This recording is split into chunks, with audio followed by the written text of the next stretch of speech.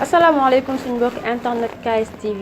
amati naa mbégte ak contentement di leen dalal seen émission préférée bi ñu naan Dawru Mar'a ñu gën ko xam ci le rôle de la femme comme ni ma koy faral di waxee rek le rôle de la femme 100% jigéen lañ fiy waxtaanee tey nag ñu am sujet boo xamante ne bu doy waar la te boo xamante ne sonal na suñu mbokk jigéen ñi di demee ni suñu yaay yi suñu sœur yi ba ci sax day la parfois suñu góor ñi suñu papa yi ak suñu frères yi. ba tax na incha allah ñu fas yéene cee développé yoo xamante ne amaana dina leen jëriñ balaa muy xuus si di leen wax thème bi wala mu ciy xuus ak yéen damay jox sama chroniqueuse bu ñaaw bi mu présenté wu nuyu ñi nga xamante ne ñoo koy seetaan à travers KS TV Binouche madame Faye nuyu naa la. Aïssatou Baye fay naa la maa ngi am mbégte ak contentement ci dalal bi ma dalal à chaque fois macha allah rek mbégte ak contentement rek laay am saa su ne heure boo ma invité rawatina tey nga xam ne. thème bu pertinente nga indiwaat comme d'habitude dangaa waane maa ngi nuyu suñu mbokk internet yi KS TV comme ni ngeen ko xamee maa leen di nuyu di leen ziar di leen jox seen wàccuwaay rek ba ci kanam rek ñu xuus ci thème bi. macha allah waane da ci yow laa ko doon ndax gis sa musoo bi xam ne macha allah yow moom kenn demul nga des sa nuyoo am na solo xam naa ci kanam gën a xuus kon ni ma ko xëyee rek thème bu pertinente lañ fas yéene waxtaane ki ma féetee sama ndeyjoor mi nga xamante ne kenn dootu ko présenté ci KS TV ndax ku ko xool rek di nga xam ne yàgg na di janoo ak ñun ak émission yu am solo muy sama sëriñu bopp Cheikh Tidiane nuyu naa la.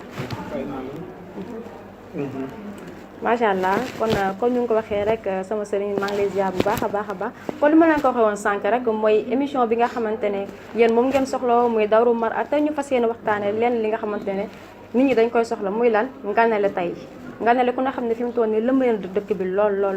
ba tax na sa am na ñu bëri ñoo xam ne suñu bëggee dem Màkka sax dañuy am problème parce que lan li ñuy xalaat su bu ñëwee nan lañ fas yéene doxalee seen i nganale xam naa sama sëriñ ci yow laay njëkkee sama question nga ne la tey jii ni nga gisee nga ne yow tey jii lan moo ci sa xalaat lan nga gisee nga ne la tey jii nii ci Sénégal. waaw alhamdulilah wasalaatu wasalaam ala asrafil mursalin hamdan liman allamana fil baqara ahkama hajjil bayti ayna zakara summa salaatuna ala man bayyina manasikal hajji wal hajji makara ñu ngi sant yàlla bu baax di julli ci yonte yàlla Muhammad sallallahu alayhi wa sallam di nuyu mbokk yi nga xam ne ñu ngi ñuy seetaan yéen ñi nga xam ne tamit yéen a ngi teew ci plateau bi ñu leen di nuyu kenn ku ci nekk di la wàccuwaayam di leen wax ne yi tamit nganale fii ci Sénégal ni ma koy gisee pour ñu mën cee développer avant tout lan mooy Sénégal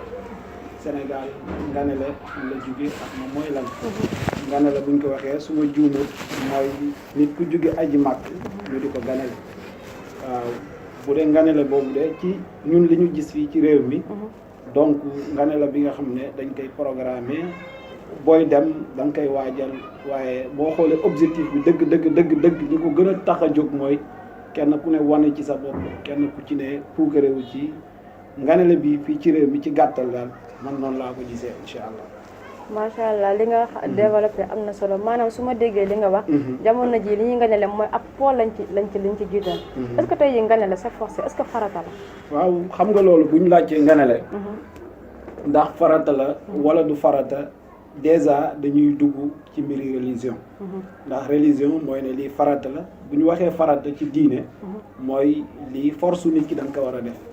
maadaama yow boole nga sa bopp ci religion bi. dafa am mbir yi nga xam ne da koo teg force la ci képp kuy musulman nga pratiquer loolu nganale parce que lan moo waral nganale avant tout aj moom moo jiitu aj lan la dafay aajow nit ñi xam lan mooy aj ak lu tax aj jóg parce que ñu bari ñu ngi aji ji màkk di dem di ñëw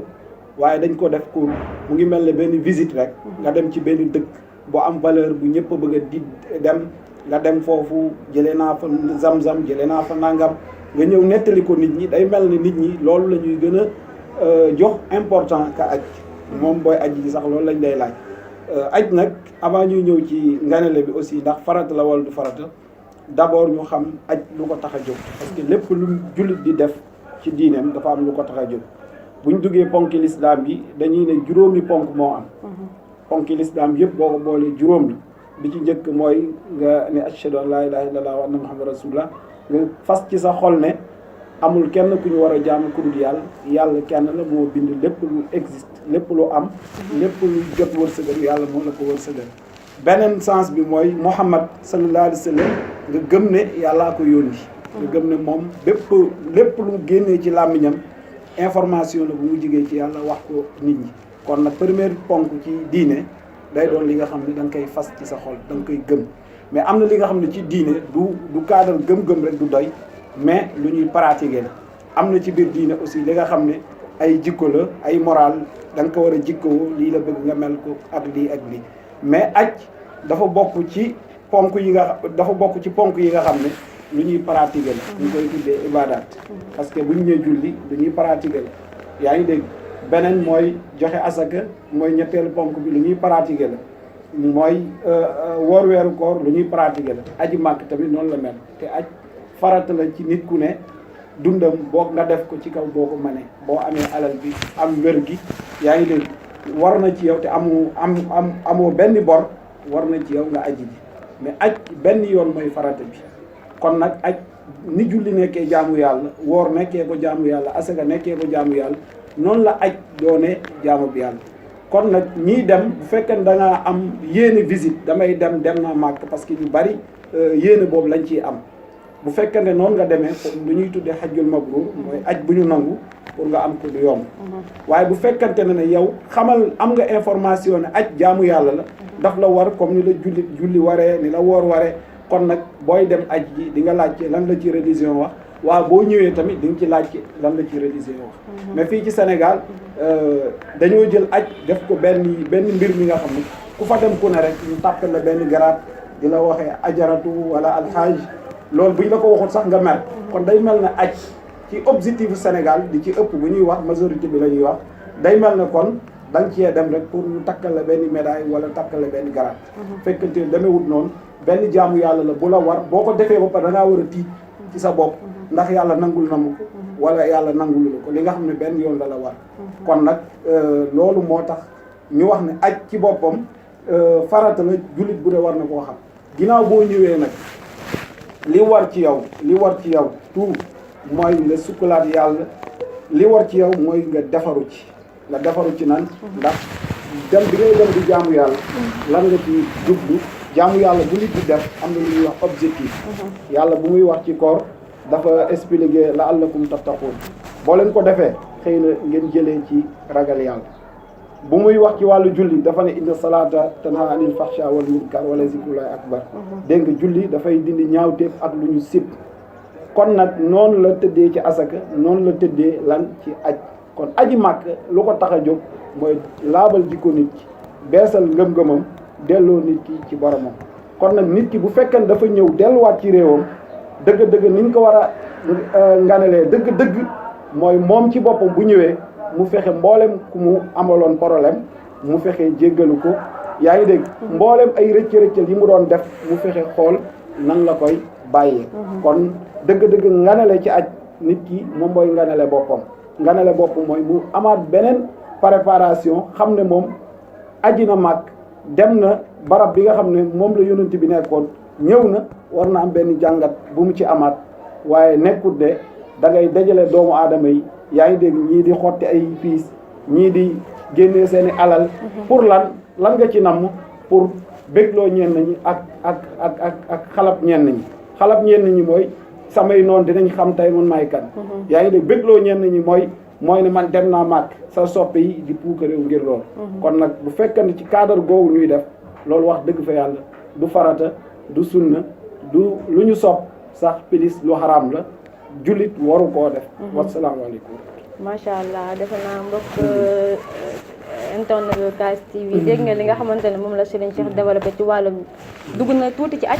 ñëw na ci nganale yi nga xamante ne moom la ñuy def mu nekk lu am solo su mu daanelee fa laa yëkkatee mooy ndax nit ki su jógee Màkka dafa war a tic ci boppam ndax lan ndax moom aj bi mu demoon defe ji ndax suñu borom nangul na ko wala nanguluñ ko waaye maal asaf nag dafa mel ni contraire bi moom moo am ndax fii ku dem Màkka rek da ngay yaakaar ni yàlla nangul na leen ba tax na yow boo ñëwee nga neex ngay defee foofu laay ñëwee ci sama charmante bi Binus madame Faye par rapport li nga xamante ne moom la Cheikh Tidiane développé ci wàllum nganale en tant que jigéen ndax mbir mi dañoo ne dawul mar'a le rôle de la femme 100% femme xëy na dina laal góor ñi mais li ci ëpp jigéen ñi la parce que boo seetloo jigéen ñi ci ëpp man nga ne la yi may gis ku ci nekk balaa ngaa dem màkk tey yow moom ci ngay programme yow soo ñëwee sañse yi ngay sañse déjà yow en tant que jigéen xam naa demagoo yaa na nga dem en tant que jigéen yow loolu nan nga ko gisee koo xamante ne demaguloo yaa ngi préparé yow soo ñëwee nan nga war a ganale sa kii sa ñëw. waaw xaritu Baye loolu damay am mbégte rek di ci tontu ndaxte yaakaar naa ne ñun kenn demagu ci Makka waaye tamit yàgg nañu di dem ci ay nganale kon ci loolu man laay sukkandiku di wax ne rek suñu imam daa am sànq lu mu wax ne affaire bi du farata du sunna au contraire dafa xaraam mais dañuy fàttee ne Sénégal aada daf fi aada dañoo topp aada ba mu ëpp dañoo topp aada ba daanaka charia sax pour ñu def ko def ñuy tiis ndaxte xaritu baayam tey soo waree dem Makka yaakaar naa ne soo tàggoo ba pare tey jii say andi jàmm wala sa famille ku ne dinañ la yebee dara te sénégalais dafa am ni muy doxee maanaam tey kii 1000 francs la ma jox bu subaa kat su may ñëw war naa ko indi lu ñaar juróomi téeméer wala comprendre kon ci sens boobu suñ ko jëlee du ma ko gisee comme genre puukare mais comme ñun li ñuy wax ñun Sénégal dafa am nu ñuy doxee aada daf ñoo yóbbaale ba mu ëpp yaa ngi dégg man ci foofu laay gën a focaliser wu parce que tey ki nga xamante ne dangaa am jëkkër am say doom am sa famille yaa ngi sëy si benn famille tey booy dem Makka daa am bët yuñ lay xoolee mooy sooy ñëw lan la may indil avant ku demaat Makka lu ñu lay njëkk a ñaan mooy booy ñëw indil ma ci ndoxu zam-zam bi indil ma ci tàndarma bi mais léegi koo fi jox ndoxu zam-zam wala tàndarma dala koy xeebal te amaana kat soo fa demee looy njëkk def mooy naan ci ndox boobu nga xamante ne dañuy naan damay dégg ñu naan lépp lay faj kon man sens bi may waxee rek mooy amaana sax des fois duñ ko bëgg a def ngir puukare mais ñu nekk seen ginnaaw famille bu ñuy bàyyi moo ñoo leen di obligé ba suñuy ñëwee duñu tal dara faaw ñu def ko ndaxte tey boo demee Makka ñëw indiloo kenn sëriñ nga indi ndoxu zam-zam ak tàndarma boo rombee ñu yekk sa ginnaaw bi li nga xamante ne muy loolu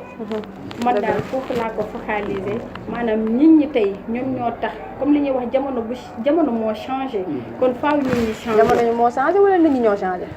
comme ni nga koy waxee man damaa jàpp ne jamono fa mu nekkoon ba léegi ma nga fare juste que nit ñi ci boppam ñoo changé ba ka jiñ jamono ba jamono moo changé pour man jamono changé na ndaxte avant xaritu baay nañ waxante dëgg ay néegu ñax ay kenn xamal waaye léegi macha allah lampe ay bâtiment léegi yooyu ngay wax kon pour man jamono changé ba nit ñi tey jii soo demee Makka pour man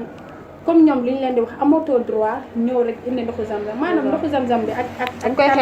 xeeb waaw dañ koy xeeb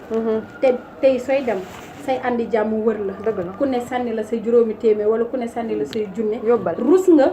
nga ñibbisi ak loxo neen man daal loolu laa yaakaar ne moom moo leen di poussé si yooyu ndeysaan te li ñuy xeeb ne lu am solo la parce que dañoo woon a zam-zam te ñu di waxoon ne zam-zam li ma shuri ba tey ji zam-zam loo ci ñaan rek naan ko rek macha allah loolu da koy fekk kon ñu ngi dàkk loo xamante ne te tey ji bu ñu waxee tàndarma gis na li ci kii yi ci nekk yëpp te bañ nekk ba jigéen bu tolloo diggante sax dañ ko naan da ngay lekk tàndarma yu bari kon defe naa li nga wax rek man duma jàpp ne da jamono ji moo changé mais juste que nit ñi ñoom ñoo changé parce que li nga wax dama ciy rebondir tuuti nga ne ñi nga xamante ñoo am jëkkër ndax léegi nga ne la yu ma gis yu bari ay yebbi la sama sëriñ yebbi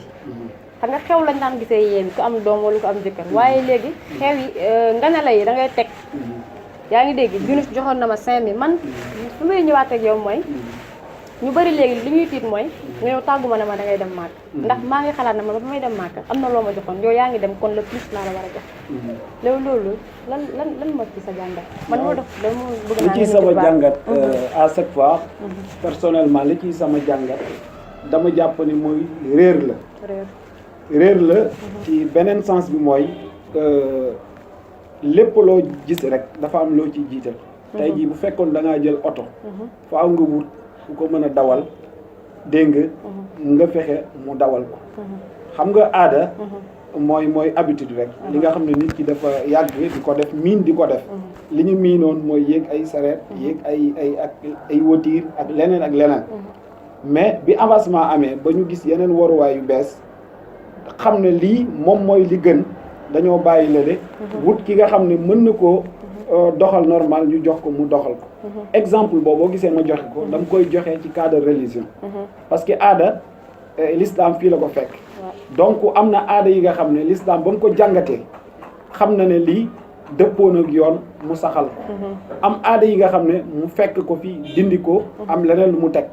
parce que xam nga aada d'accord Sénégal am na ay aada mais aada bu ne rek am na lu muy jur du kaada ne jëmmi aada bi la ñuy dàkk mais la muy jural jaam yi loolu la ñuy dàkk parce que tey bu fekkante ne kuy jëm aji màkk aussi comme ni mu ko jàngate mën a ñàkk réer la li nga war a njëkk a gëstu mooy mu ngi mel ne ku bëgg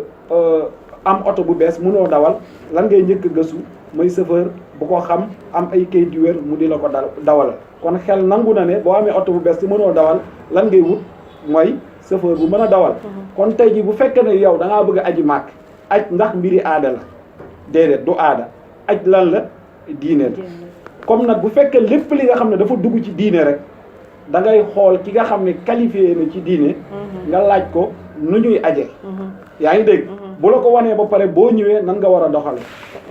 bu ko defee ci biir aada yooyu am na aada yi nga xam ne baax na am na aada yi nga xam ne baaxul parce que tey jii bu ñu fàtte ne bokk na ci charte nit pour mu war a aj waroo amee kenn bor ci déjà bu fekkee ne yow boo demee da ngay ñëw nga def yenn def-def yi pour nga dem pour nga am yóbbaale bor dafay yomb te bu fekkee da ngaa yóbbaale bor yow sa aj bi du mën a nanga kon man li mu ko jàngatee dëgg-dëgg mooy benn côté bi réer la yaa ngi dégg benn côté bi tamit ñàkkaawut ku lay guider ci li nga xam ne moom ngay def parce que bu fekkonte ne gëmoon nga ne aj jaamu yàlla la benn jaamu yàlla dafa am ñu ay borom xam-xam ay savant yi nga xam ne am nañu xam-xam ci li jëm ci wàllu religion bi yow nga laaj leen ñu wan leen nan nga war a demee boo ñëwee tamit ak naka nga ko war a doxalee parce que ku dem màkk ba ñëw wax dëgg fa yàlla ki liñ ko war a njëkk a laaj mooy loo fa sentir loo fa jëlee yaa ngi dégg màkk bi nga fa demee lan la maanaam ci lan la soppi ci yow noo ko jàngatee ngay waxtaan ci nit ñi li nga gis màkk parce que boo xoolee mag ñi fi bind yëpp ak ñi dem màkk boo seetloo bu ñu demee màkk doo dégg ñu ne waaw ba mu jëlee tàndarma bi neex gi lii ak lii yëre yéeg gis yi da ngay gis ñuy commenter dëkk bi ñuy wax ne fii mooy nangam fii mooy Batha fii mooy Uhud fii la yonent bi defoon nangam fii pour man li ëpp important comme symbole la ci l'islam yonent bi sallallahu alayhi wasallam foofu la déparé nekk fa 13 ans doo ko dem Medinatul Munawwar pour man musulman boo gëm yonent bi sallallahu alayhi wasallam boo demee foofu li ñuy wax ne fa asaaruhu dallat alayhi tabassarat dégg mooy jeexintalu yonent bi sallallahu alayhi wasallam mooy lim fi bàyyi moo lay tettal ku yonent bi lim fi bàyyi nag boo demee di nga gis ñu ne la barab bii la defoon nangam barab bii la defoon nangam pour man loolu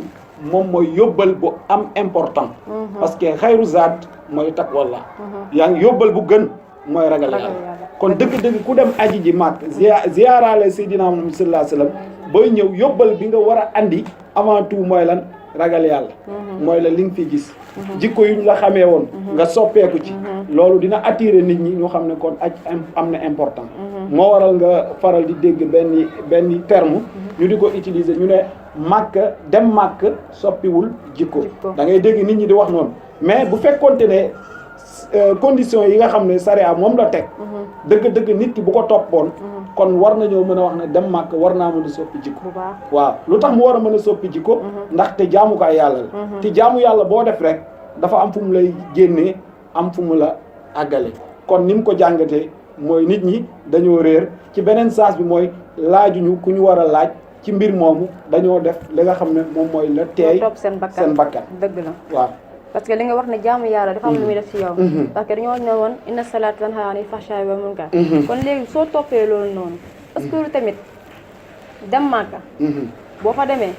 boo ñëw comme ça topp sa bakkan abat boobu ñuy wax boo ñëwee fecc mi parce que léegi nganalay man ba léegi maa ngi ci nganalay mooy suñu tam tey jii boo ñëwee nganalay tabale yaa ngi jolli parce que tey asaar boobu noonu mën nañoo ne kooku ajam yàlla suñu borom nangu nañ ko ñu ne duñu nangu mais dañuy jàngat ndax xel la ñu jox ñuy jàngat parce que nit ki boo jullee ren ba déwén te leen di say jikkoo ci bon changé wul kon kooku war naa toog daf taxaw seetlu xool ndax la may julli baax na wala baaxul mais itam nit bu demee paas dem ba Makka ziyaare fi nga xamante ne képp kuy jullit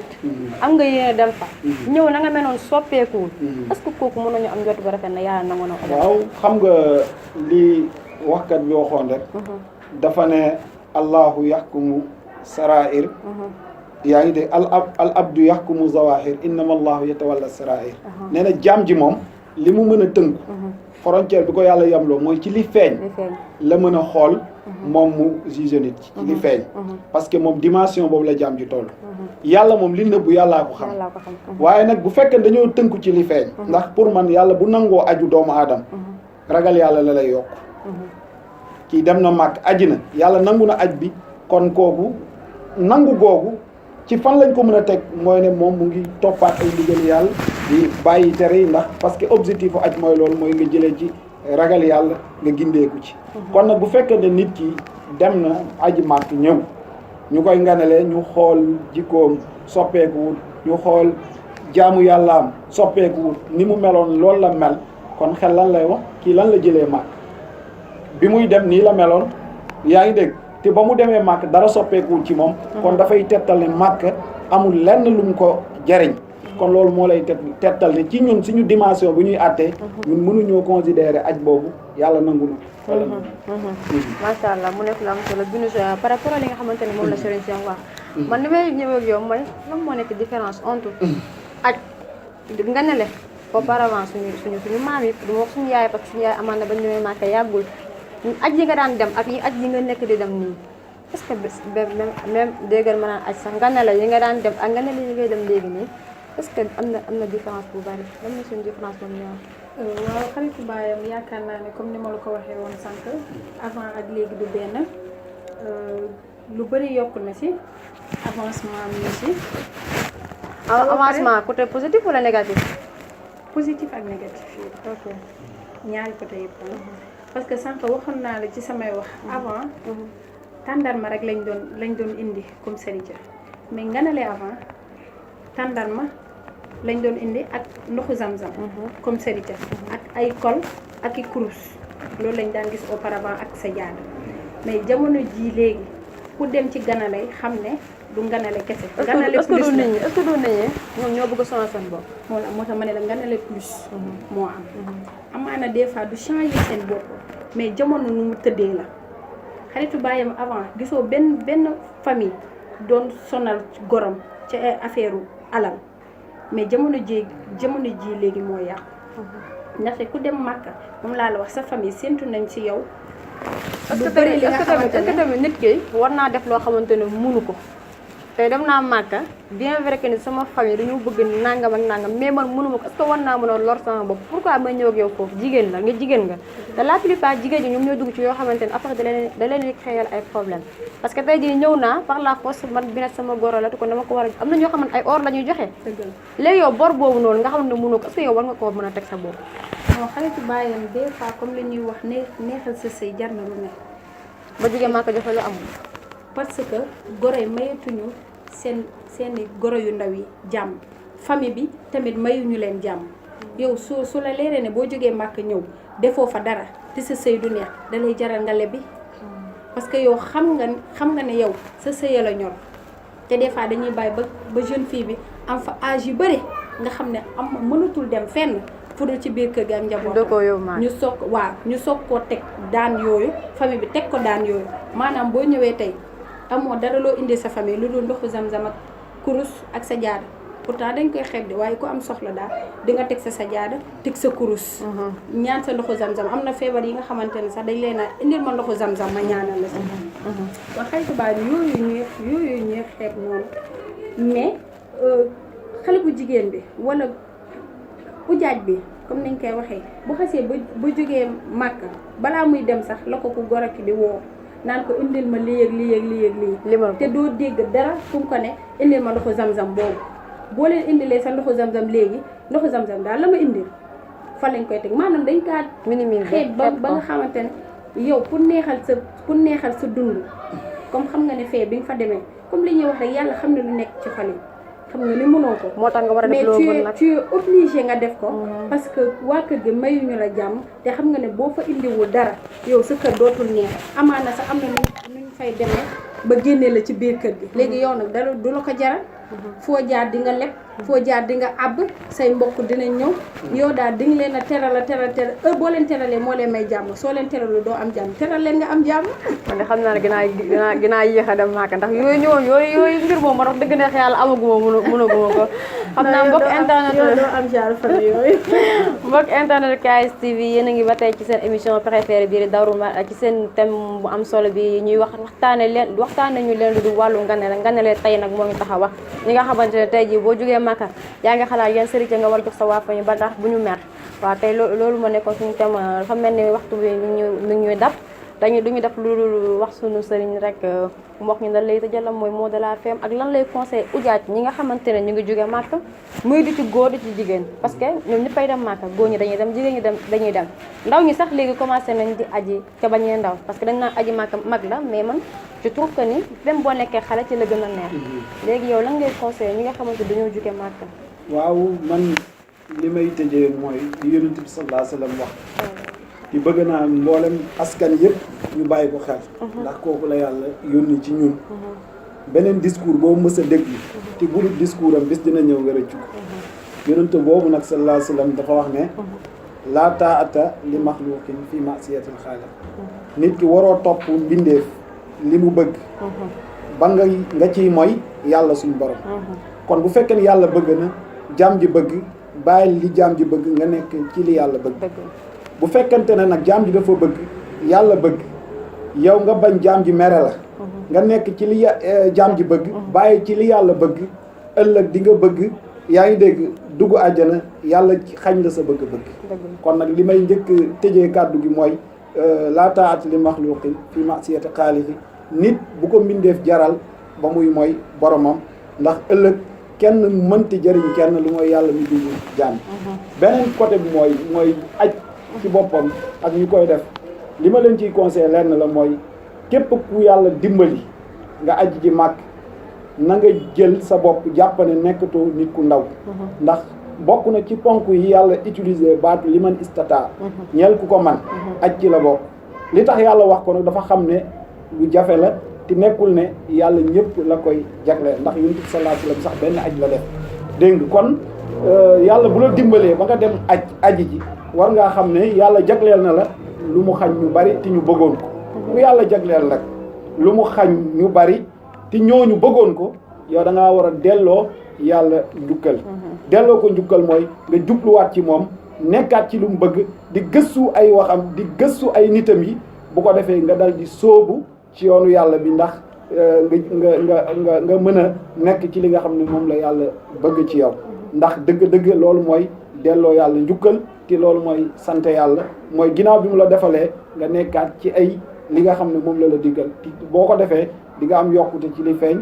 da nga am yokkute ci li nëbbu ndax alquran dafa wax ne la in shakartum la azidannakum wala in kafartum fa inna azabi la shadid boo leen ma sante man yàlla ma dolli leen bokk na ci sant yàlla jagleel la nga aji ji ginnaaw bi nga ñëwee nag nga tuubaat sa mboolem rëcc yi nga sóobuwaat yoonam kon nag dëgg-dëgg yàlla dana la dolli ma dolli ci benn wax nga xam ne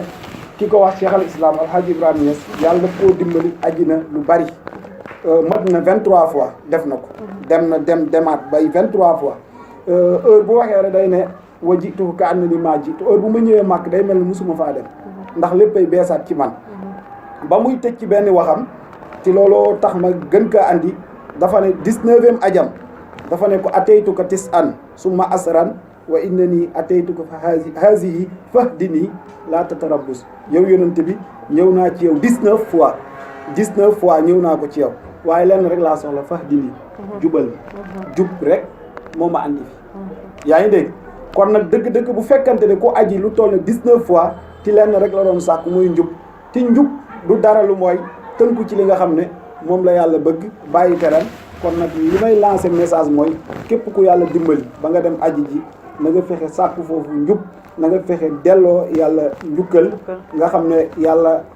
jox na la li nga xam ne xañ na ko lu bari loolu mooy sama dernier kàddu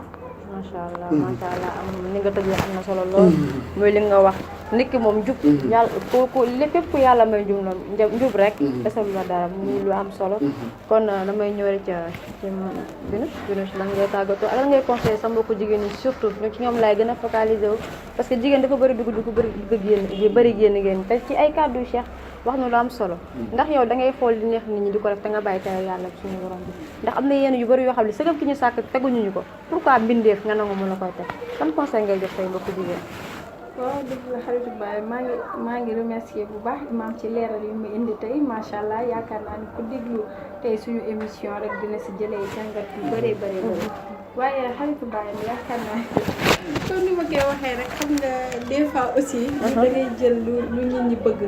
wala mooy li may wax rek yàlla xam na lu ne si xolu ñëpp te amaana yàlla lu ñu tere yëpp bëri na ñu bëri si ñun genn wàll bi sax duñ ko def xam nga kon tey bu ñu jëlee ne yàlla day baal ñëpp dana tax ba doo góorgóorlu foofu laay tëjee waaw foofu la problème bi ne xaritu baayam man damay rafetlu sa émission saa su ne ndaxte dañuy naan su xale puso dëgg bu réer la xale da koy for mag da koy for waaye macha allah sa loxo dafa set moo tax nga mën a bokk ci ay mag ndax merci beaucoup maa ngi remercier suñu internet yi KS TV yëpp ñi nga xamante ne ñoo ñuy safoo di ñu bëggee saa su ne rek suñu émission ma leen di jox dig daje rek comme ni ñu koy waxee yeneen émission rek xaritu baaya incha allah jërëjëf comme ni nga waxee dig daje beneen yoon yéen mbokk internet KS TV ñu ñoo leen ko digoon ñoo leen ne woon